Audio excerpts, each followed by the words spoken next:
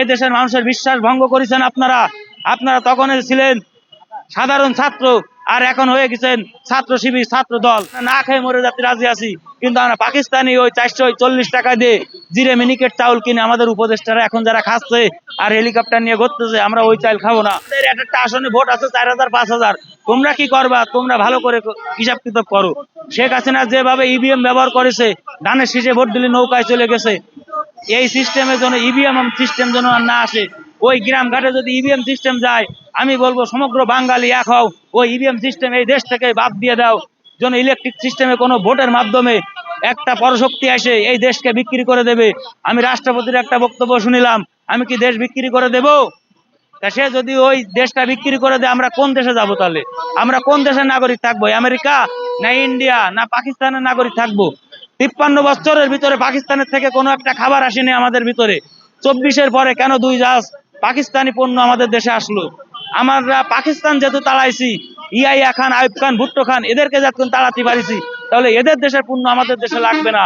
আমরা না খেয়ে মরে যাতে রাজি আছি, কিন্তু আমরা পাকিস্তানি ওই 440 টাকা দিয়ে জিরে মিনিকেট চাউল কিনে আমাদের উপদেষ্টারা এখন যারা খাচ্ছে আর হেলিকপ্টার নিয়ে ঘুরতেছে, আমরা ওই চাল খাবো না। আমাদের দেশের ওই হীরা ধানের মোটা চাউলের ভাত খেয়ে আমরা বেঁচে থাকবো। আমাদের দেশের ওই আটার চাউলের ভাত খেয়ে আমরা বেঁচে থাকবো। আমাদের ওই পাকিস্তানি চাউল খাওয়ার কোনো প্রয়োজন পড়ে না। পাকিস্তানি জিরে মিনিকেট যারা খাবে তারা পাকিস্তানে চলে যাক, তাদের এ দেশে কোনো ঠাঁই নাই।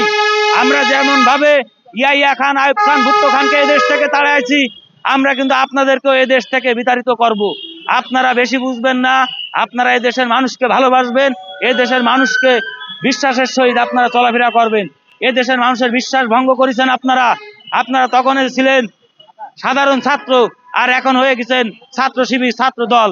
আমরা কিন্তু আপনাদের এই দল যদি দেখতাম, তাহলে অনেকেই রিক্সাওয়ালা ছিল, ছাত্রলীগকে ভালো বলতো।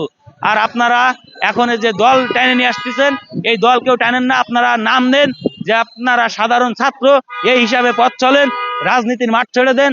রাজনীতির মাঠে এই যারা রাজনীতি করার জন্য যাচ্ছে, এরা চোর, এরা বেসিক্যালি চোর। আমার বাপের 2 শতক জায়গা নাই, আমি পার্লামেন্ট সদস্য হয়ে আমি যদি 10 কোটি টাকার মালিক হই, তাহলে আমি কিসের দায় মালিক হলাম? আমি এই দেশের সম্পদ চুরি করে মালিক হয়েছি, এর বাইরে কিন্তু কোনো কিছু না। এই যে যারা দিচ্ছে, আমি একটা কথা বলি, আমেরিকা অর্ধেক সেক্স ফ্রি কান্ট্রি।